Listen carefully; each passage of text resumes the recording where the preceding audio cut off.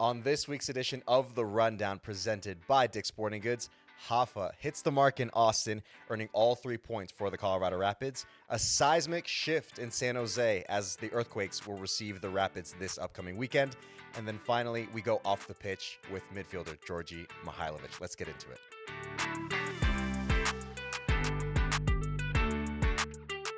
Welcome, everybody, once again to the Colorado Rapids podcast and this week's edition of The Rundown presented by Dick's Sporting Goods. I am your host, Mike Ravolo, joined alongside my good friend, mi querido viejo, Drew Moore.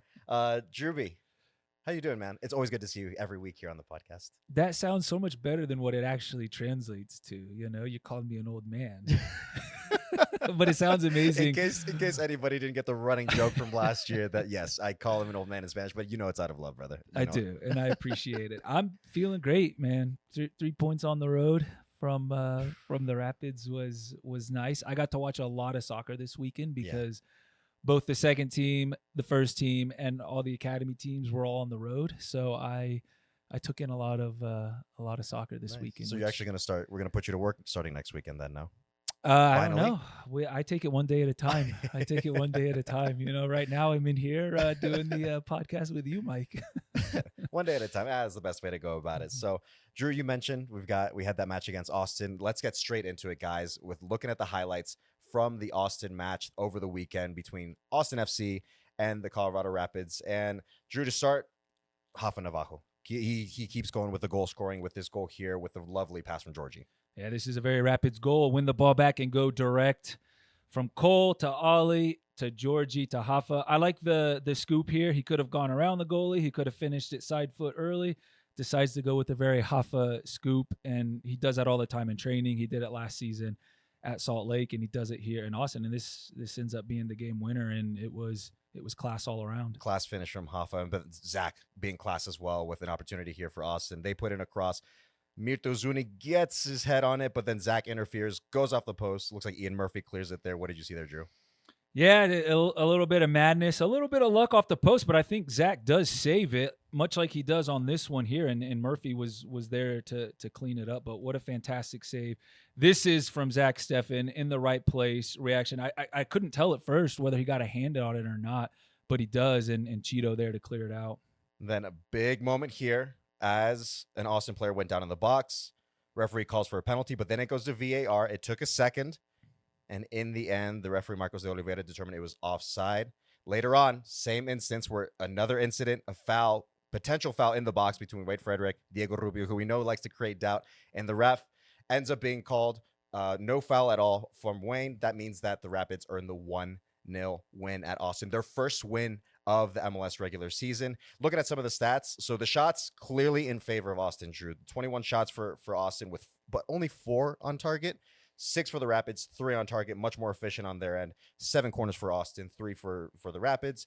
Possession, 58.5% for Austin, 41.5% for the Rapids. So in terms of some of those numbers, they're more favorable looking at it in terms of Austin. But if you watch the game, you watch the play and how it all developed, what did you make of that match, Drew, overall? Road wins are difficult to come by in Major League Soccer, and the Rapids went to Austin, who is going to be a good team. I think they have some good attacking options. A new coach, of course, so it's going to take a little while for them to gel. But 3 points on the road is big, and goals change games, right? And the Rapids for the first 20 minutes were the better team. They had Austin pinned in a little bit. Their counter press was working well again. Dominated possession early. They get the goal, and then naturally they have to suffer a little bit for the rest of the game, as Chris likes to say. They defended their box extremely well. Having Maxu back was huge, which we'll get into.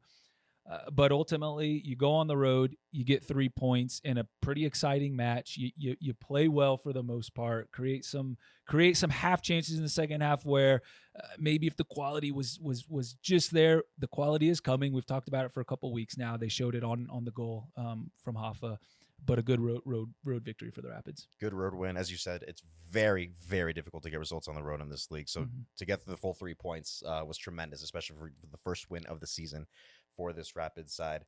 Let's talk Hoffa. Of course, he continues with his goal scoring after getting his first 2 against Dallas last weekend. This past weekend, he adds another to his tally, puts him 3 goals on the season so far. So a good start for Hoffa in terms of goal scoring. And Drew, you being a Texan, I'd imagine you know they like to say that things are bigger in Texas, right? That includes Hoffa's goal scoring record against the Texan team. So he's got 5 goals in 6 career matches in Texas. Hoffa loves a goal in Texas, man. He sure does. That was amazing, by the way. That little monologue, I can feel people cringing in the background right now just hearing that line. But anyways, I'm not cringing as a Texan myself. But yeah, Hoffa continues to. I thought it was such a complete performance from him because he gets the goal. He almost scored early in the second half, which probably would have put the game away, even with 40 plus minutes to go. Could he have squared it to Kevin Cabral? Maybe, but you're not gonna moan about your number 9 taking shots and it just goes past the post. But Hoffa, playing like he is right now on both sides of the ball is huge for this Rapids squad, and love to see him putting the ball in the back of the net. And I thought the Rapids, like I said, defended the box extremely well. 21 shots conceded, but only 4 on goal. Right, that means that they're defending well. They're defending together, and you're not going to worry about some of the long range shots. Obviously, Zach had to make a couple very good saves, which he's been massive, right? And we knew he would be. He's had a great start to the season, but I just thought defensively the Rapids had to suffer a little bit. You don't want to defend probably as long as they had to in this match. But again, going on the road, you're going to have to do that at times. And I thought it's a good sign at this point of the season. Yeah, absolutely. You mentioned Zach there, where he's just class, man. Like, he just keeps showing up and doing his thing, like stepping up in big moments, like he did with that one Uzuni header that he interferes and it goes off the post. Ian eventually clears that out, and then the second save, where we were just talking about this earlier, where initially on live when I was watching the match, I didn't realize that Zach got a hand to that one that hit the bar. Like, if Zach does not get his hand to that, that's in the net. It is. So this is just another classic vintage performance from Zach Steffen, who I will be surprised if he's not called into the U.S. men's national team very soon for the Nations League matches that are coming up, the semifinal and the final. Hopefully, the U.S. men's national team reaching the final. I would be very surprised if he's not called up into the U.S. men's national team for that, just considering the performance he had in that match to close out January camp recently, and then, of course, how he's been doing for the Rapids so far. Every reason to be with the men's national team for sure. So, of course. And in terms of the goal, Drew, talk about how direct, efficient, and deadly the Rapids have been, especially with this goal, with how it developed. Hoffa being on the end of it, but it all starts with Ollie. It does, and it's Rapids win the ball back. Ollie, right, that two-way midfielder who continues to fly under the radar in the league. Still young, still hungry. He's huge in the middle of the field for the Rapids right now, and he starts this play. Cole Bassett then ends up on the ball, finds Ollie with a forward pass. Ollie then finds Djordje with a forward pass. Djordje then finds Hoffa with a forward pass. And all that is 7 seconds, maybe a total of 5 or 6 touches, and the ball's in the back of the net. Direct play does not have to be kick the ball long from your defenders and go try to make things happen. It can be winning the ball back, playing between lines, playing forward, making the other team run back towards their goal. That puts teams in uncomfortable situations, puts defenders in uncomfortable situations. This is how goals happen, and it was a class goal from the Rapids. Absolutely. And you mentioned that it did, on the ball at least, Ollie did start it, but even just maybe 10-15 seconds earlier it starts with Ollie again. Mm-hmm. There was a moment where it started as a throw, and Keegan throws it into Cole, and we try to keep possession. Austin interferes, and a moment where Danny Pereira turns in the middle and starts to go with the ball, but there was a little confusion between him and Usman Bukhari in terms of who's going to carry the ball and can go forward, right? But Ollie was in there to create that doubt for them, right? So this is Ollie just continuing to do what he does in terms of breaking up the play, interfering with the play. But now, as we've seen more this season, which has been great to see in terms of his forward progression, moving the ball forward, being more offensively involved as opposed to just kind of sweeping, breaking up the play, which Josh has been doing a tremendous job of as well, in terms of giving a shout out to somebody who's been doing really well so far for the Rapids this season. And with the back line, I mean, we saw a change there just with some injuries. So we noticed that Reggie Cannon was out for the weekend. So that meant that things would shift a little bit with putting Keegan out wide naturally to his on the right-hand side as with the position he typically plays rather. Ian getting pushed out left as a left back, not his main position that he plays, but he's done that before in Cincinnati, and I think he did a phenomenal job this weekend playing in that position as well. But we saw Maxu. We saw the return of Andreas Maxu, the Great Dane, if you will, there alongside Cheeto. What did you see from Maxu in his return? Exactly what you want to see from Maxu. He hates missing time, right? He takes such good care of his body. He picked up a knock in the last preseason game, and it's probably a knock that would have kept most people out for much longer, but he was back in just a couple weeks, and you saw exactly what you want to see from your most experienced, probably most important defender still on this team in my eyes. And the back line has looked very good. Cheeto and Ian Murphy have come in and really solidified that back line and proven that they were big moves in the offseason for the Rapids to bring in with what they can do. And Ian showing some versatility, being able to play center back, being able to play left back. I'm sure if the Rapids ever go to a back three, he can do that as well. He did that a lot in Cincinnati with Cheeto. But Maxu comes in and just he's a steadying force. And when I talk to young defenders about who to watch, who to kind of not necessarily model your game after, but I tell them to watch Maxu, watch his positioning, watch his communication. He never gets himself into situations where he has to be a hero, right? He can be the hero. He's capable of it. He's athletic. He's big. He's strong. He can do everything. But the way he takes care of the players around him, keeps everybody online, right? Armis likes to say online. Remember AOL, dial up, keep them online. But Maxu, he allows the versatility, but in a game in Austin where they're sending crosses in left and right, he's big, he's a force, he can win it, but he just keeps everything calm. And Maxu being back is huge. I'm hoping Chris isn't still on AOL. I mean, we got iPhones, could we got be, all sorts man. of stuff, but we'll check it with Chris about that to see if he's still on that. Yeah, just incredible to see Andreas return and really do what he does, just like stabilize everything. And in terms of players to watch, I would say maybe you're one, considering you've been an MLS All-Star. Thanks. You won MLS You know Cup. what? You've kind of you've done your bit in this league, right? So I think you're definitely a guy. I think That's why I love you. One of the many reasons I love you, Mike. No, one of two. He just has two reasons. I said many reasons. So for this week, of course, as we mentioned, guys, that we're gonna have off the pitch going on throughout the season, and where we're gonna bring in a player, a coach, whoever we bring in for a few minutes to be able to speak with them on the weekend and looking ahead to other matches and a couple other things as well. So this edition, we're gonna bring Djordje Mihailovic in this time around, fresh off a win at Austin. But before we do that, guys, you gotta make sure you download the Rapids app, because I know I did, because I know I need it sometimes, even working here. But it's a good one-stop shop. Get it on. To download. Come on. Download the Rapids app so that you're in tune with everything, whether it's access to your tickets so you can get into Dick's Sporting Goods Park to watch your Burgundy Boys live. If it's for news, if it's for video, whatever the case may be, you can find everything on the Colorado Rapids app. You can watch us. You can watch Drew. And maybe look back at some highlights of Drew and whatnot. But it's your one-stop shop for everything Colorado Rapids. It's the most efficient way to be in tune and up to date with everything that has to do with the Colorado Rapids. So be sure to tune in, or rather, download the Colorado Rapids app. Yeah, I mean, I have it on my phone. It helps me with every bit that I need to stay tuned in with the Rapids. So download. That's what we're doing. We're not dial up AOL. Maybe Chris is, but we'll have to fill him in. So make sure you download the Colorado Rapids app. Welcome to Off the Pitch, and of course we are joined by Rapids midfielder Djordje Mihailovic. Djordje, what's up, man? How we doing?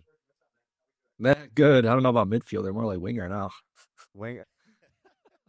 So we'll get into that a little bit, but midfielder, winger, our number 10. At least we can kind of have that concrete set in stone. So, Djordje, actually speaking about this past weekend in Austin, the group gets their first win of the season, and doing so on the road, which can be very tough to do. What did you make of that result? And the group getting their first win of the season in MLS play?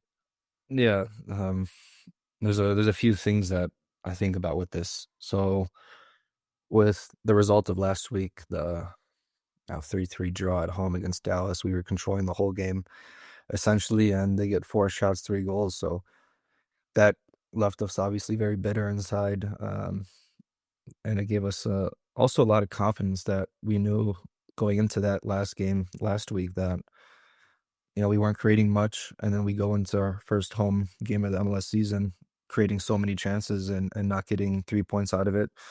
Of course, there was a bitter feeling, but also a lot of confidence with that. And then, going into our second road game, first of all, keeping a clean sheet in the first one in St. Louis, in a very difficult place, actually. They're a good team, good fans, a lot of energy in their first home game of the year. So we keep a clean sheet there and a draw.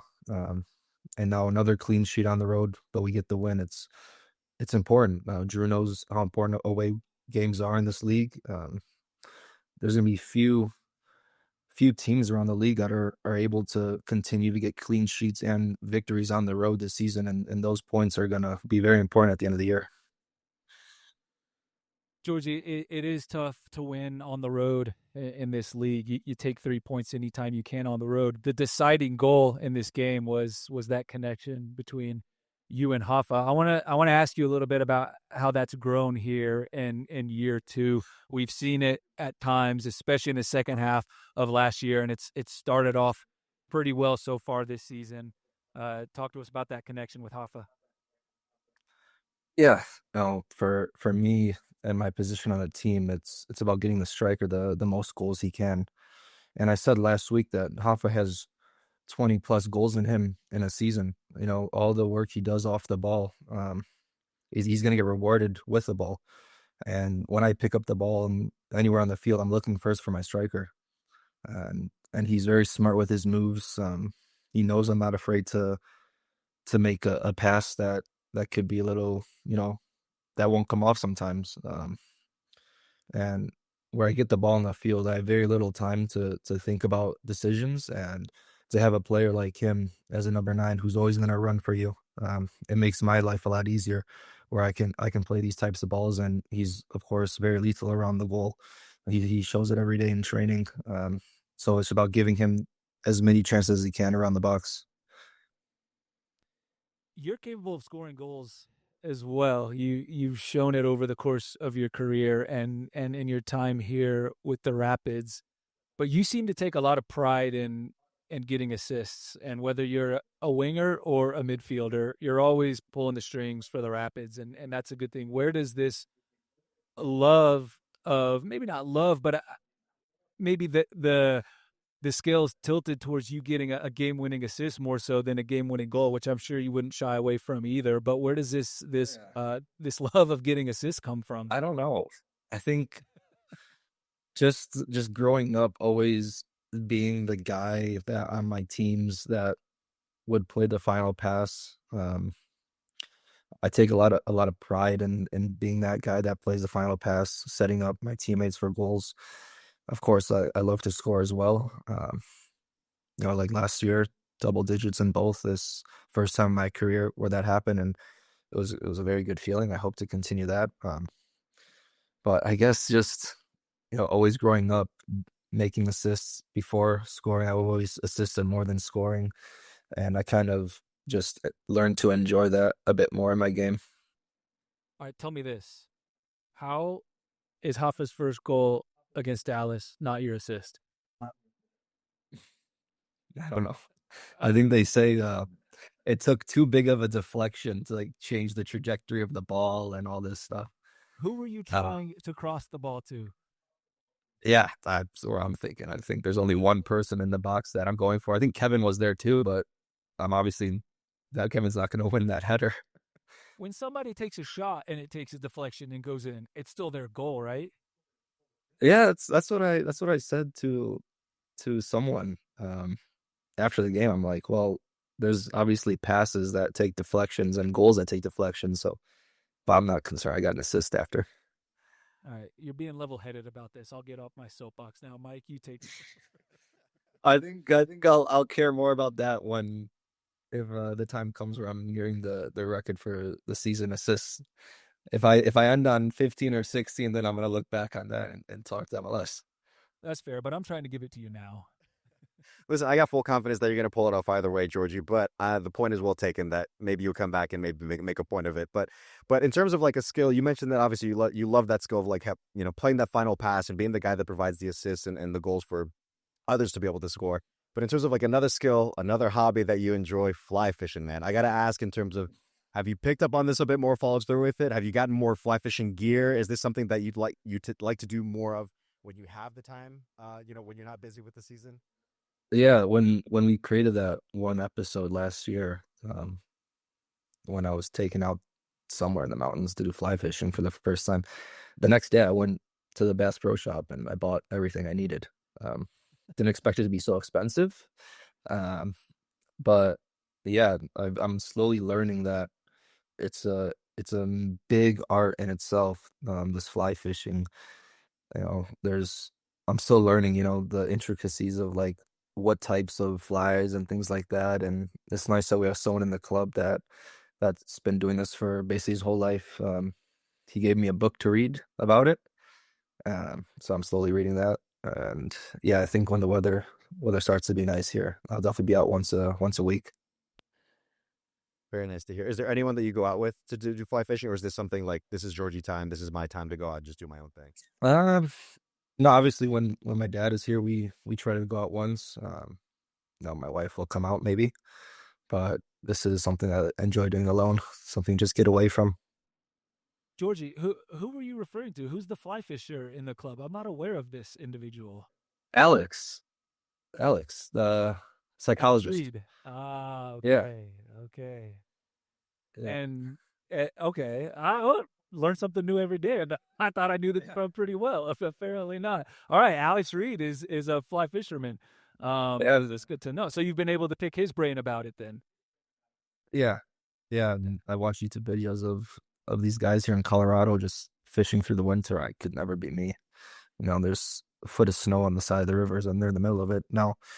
Um, but yeah, and then the next month, I think the time is coming for it to be big again. Yep. Sounds about right. I mean, the weather's starting to improve lately, so hope maybe sooner rather than later that you're out there fly fishing before you know it. So Yeah. he's not out there fly fishing and, kind of enjoying that hobby. He's out on the pitch, just dishing out assists for everybody, to score goals of their own. Djordje Mihailovic joining us for Off the Pitch this time around. Djordje, thanks for the time. I appreciate it. Yeah, thanks for having me. All right, Jeremy, let's talk some headlines and news around MLS. Let's start off with the Vancouver Whitecaps, who, of course, they're a Western Conference rival, someone that we've run into a couple times during the season. They're 3-for-3 right now. They're doing pretty well at the moment. Goals by committee at the moment, and they're finding different ways to score from different players. 8 goals from 7 different goal scorers. That's pretty efficient, pretty helpful, so that you're not relying on 1 or 2 players to do that. Despite all that, though, Ryan Gauld went down. No contact with a knee injury. You really do hate to see something like that, especially with someone as special as Ryan Gauld, and that's going to affect the Whitecaps, I'd imagine, down the stretch for this season. It will, and I hate to be a downer when we're talking about the Whitecaps right now because of the form they're in, 3-for-3, which is impressive, of course. But Ryan Gauld reminds me a bit of a under the radar guy, like isn't talked about enough, kind of like a Djordje Mihailovic in terms of best attacking players in this league. I love watching that guy play. Is got an incredible left foot, but he can do it with his right foot as well. He's more of a dribbler probably than Djordje, right? He unbalances teams on the dribble, but can also pick out a pass and scores goals. Hope it's not as serious as it might have looked. Non-contact injuries are never good. I suffered one myself. I know Miles back there. Fresh off a knee, and we don't know. We haven't received word what the injury is, but hope for the best with Ryan Gauld. If it is a longer term, then hope for the best for his recovery. But the Whitecaps they're flying right now, but unfortunately that's going to be what people are talking about right now with them. And for especially a player as special as Ryan Gauld, like who's just, as you mentioned, kind of under the radar, but is well known in this league, and people can appreciate just how great and fun he is to watch. So hopefully nothing too serious. We'll wait and see what comes from that in terms of the news on his injury. Looking to Portland, who we're going to have in a couple weeks' time here at Dick's Sporting Goods Park, Juby. 2-0 loss at Nashville.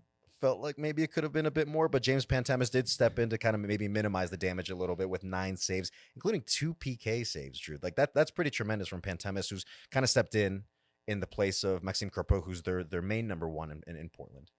Yeah. Is it interesting that they concede Portland 2 penalties within the first 15 minutes? Pantemis saves both of them. They go on to lose 2-0. I don't really know exactly what's going on with Portland right now. We'll give them a closer look, of course, next week. But they bookended their offseason with losing in the play-in match home to Vancouver last season, even though it was a Vancouver home game because of whatever happened there, and then lose match day 1 4-1 to Vancouver.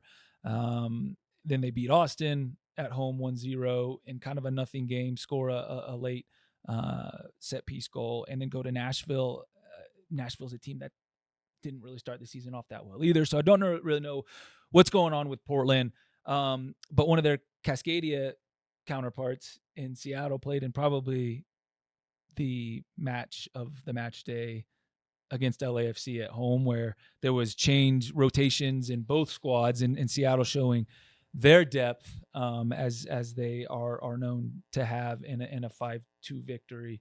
Both teams still competing in CCC, which is why we saw a lot of squad rotation. But when you can be rotating your squad and start Jesus Ferreira, that's pretty impressive and shows your depth. But it was an exciting match. Jordan Morris comes in and becomes the all-time leading goal scorer in Sounders history. So congratulations to him. But yeah, Seattle, even though they like to start seasons off slow, showed here in match day 3 that they do have one of the deeper squads in MLS. Absolutely. You mentioned like the squad rotation there, that of course LAFC, they have to go to Columbus. Mm-hmm. They know they've always kind of been a bogey team for them the last few years in terms of trying to get results, trying to win championships. And so LAFC, they have the 3-0 lead, but they're not going to rest on their laurels, considering the history between them and Columbus, the most recent history. And then Seattle, yeah, man, like that is a perennial playoff team that you expect to at minimum, compete for MLS Cup every year, just because of the standard there and what they've been able to do and create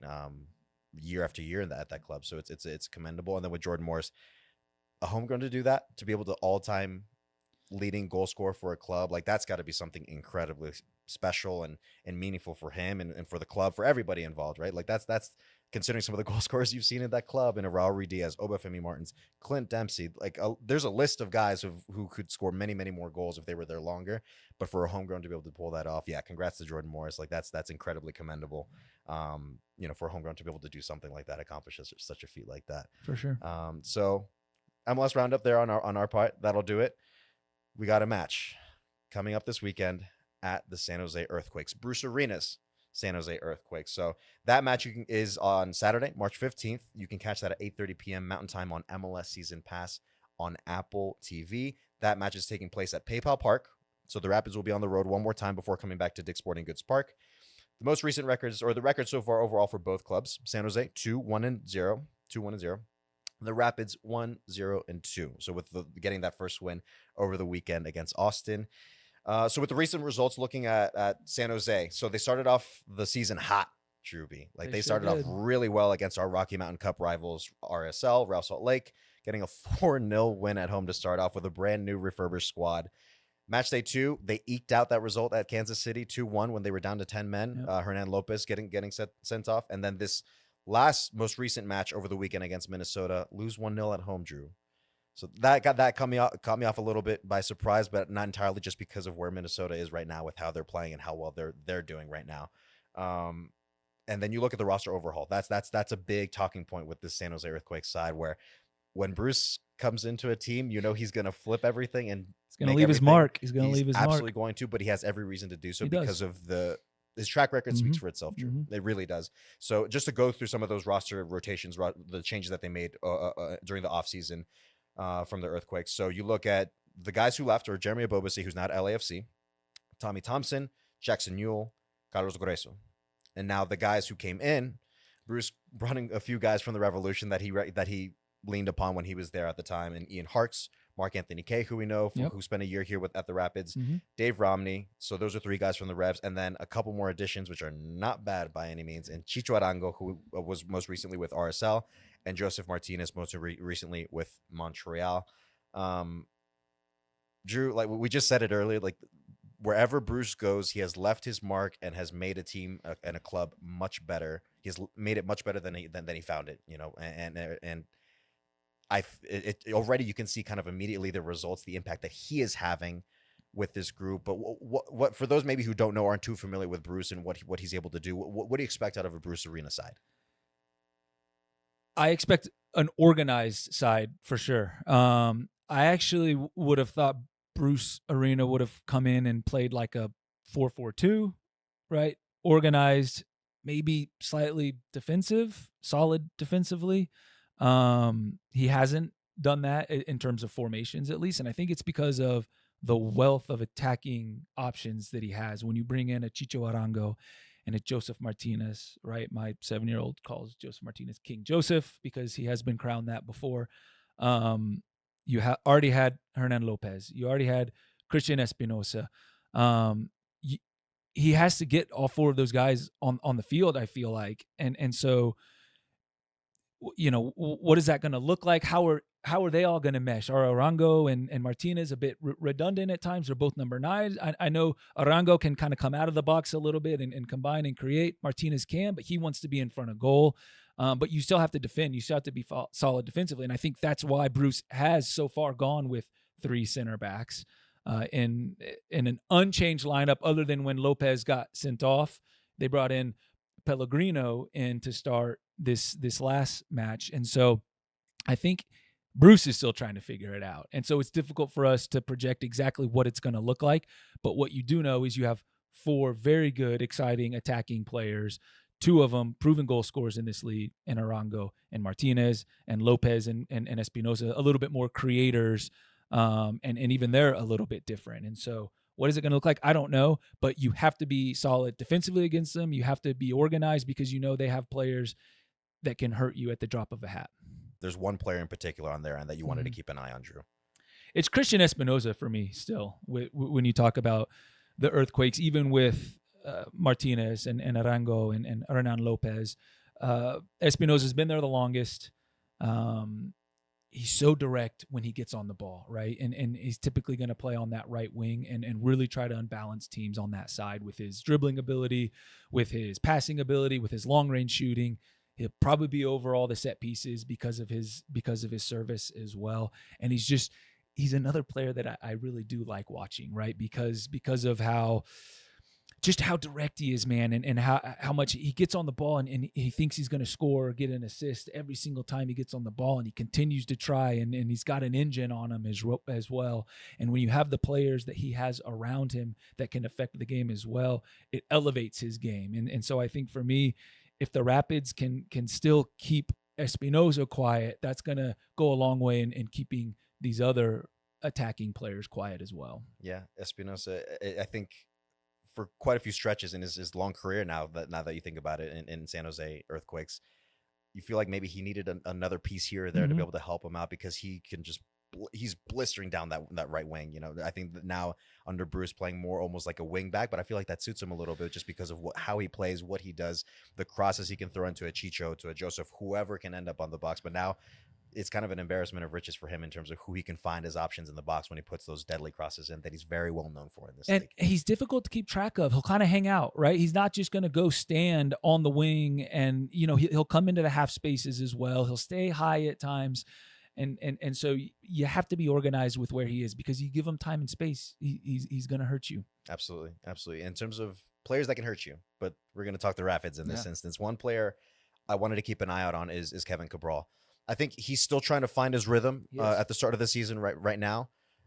He hasn't had as much involvement as you would have liked on the ball, but we know he's so fast. And that's where, at bare minimum, he presents so much danger off the ball with his runs and behind. It's something that I think, as a defender can appreciate, right? When you have to deal with someone that quick and that fast, it makes you think twice as to whether you step into that space to try to pressure, or if you need to sit back and give yourself a little room, because you're not as fast as someone as Kevin Cabral, right? So Kevin is going to be a guy for me that, like, even if he doesn't show up on the stat sheet with a goal and or assist, just keep an eye on just the fact that he can create so much danger with his speed and create space and make defenders think twice as to whether they're going to make this decision or that decision, just because he's so fast and can get in behind, if not create space for others. So for me, Kevin is going to be a guy that I think will play a big role on the road, especially against a difficult side that is San Jose Earthquakes this time around. For you, Drew, who's somebody you want to keep an eye out on, and maybe what the Rapids need to do this weekend to get a result against San Jose?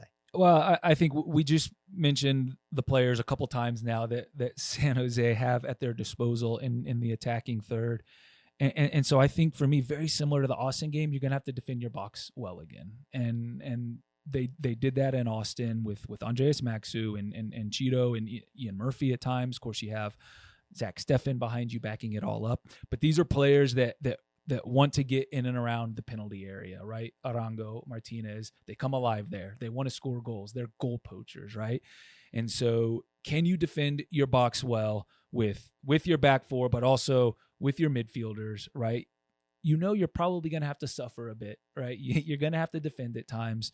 The Rapids do well when they give up a little bit of possession and they try to hit you in transition, but you have to be able to defend deep, or at least, defend in a mid block.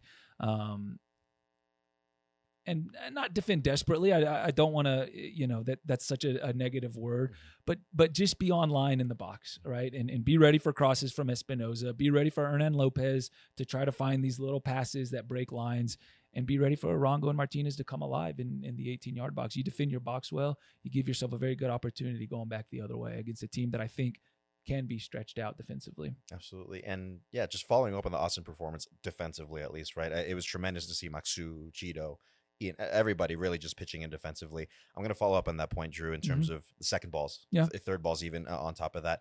I think it's going to be critical for Josh Atencio, Ollie Larraz, Cole Bassett, whoever's in that midfield, to follow up on the work that the center backs or anyone on the back line is doing to clear those balls out, especially when you look at a Christian Espinosa, who's going to be, you can guarantee he's going to be putting a bunch of crosses in for a Chicho, for a Joseph, whoever's in the box, they're waiting for that Espinosa service. So it's going to be on the midfielders, the Colorado Rapids midfielders, to be able to follow up, pick up second balls, third balls, so that and Ian Hark, so Mark Anthony Kay, none of the midfielders aren't following up on that second ball to take a shot from distance and testing their luck against Zach in the back line. So defensively, I think it's going to be very key that this Rapid side kind of keep their shape, be resilient, suffer every once in a while. They know how to do it. It's difficult, but they've shown that they can get results when they do kind of manage to suffer through certain matches. Austin being the most recent example of that. So a tough test, Drew. A very, very tough test against the San Jose Earthquake side that is very refurbished, very different from last year. With that very difficult season for them last season, but they have very quickly changed their fortunes and their outlook for what this 2025 season could be for them. The Rapids got the 3-0. What was it, 3 or 4-0 win last? I'm trying to 3-0. 3-0 win 3-0, yeah, on the road last year going to the Earthquakes early in the year as well. Similar time of year to when this match will be. But I think it's a different test this time around. It going is to San Jose. It very is different. And a quick side note. Yeah. The Rapids assistant coach Ian Sarakin, right? We have to mention this. Will be coaching against his father, Dave Sarakin, who's Bruce Arena's top assistant and has been for a long time at different stops in MLS. So a little father-son battle to watch on the sidelines as well. I'm a big fan of both Dave and Ian. They are big time in U.S. soccer and Major League Soccer circles. So may the better Sarakin win on Saturday night. You beat me to it. Yeah, I was just going to mention that. Yeah, so it's a fun little anecdote to kind of carry into that with the father and son on the Sarakin family, just kind of going up against each other this weekend as the Rapids take on the San Jose Earthquakes, which again, you can catch on MLS Season Pass on Apple TV. That match is going to be this Saturday, March 15th, 8:30 p.m. Mountain Time kickoff. That's going to be taking place at PayPal Park. So be sure to support your Burgundy boys, whether you travel on the road, if you're willing to do that. If not, like I said, MLS Season Pass has all the games for you to be able to watch. That do it for us, Drew? Any final thoughts? I think so.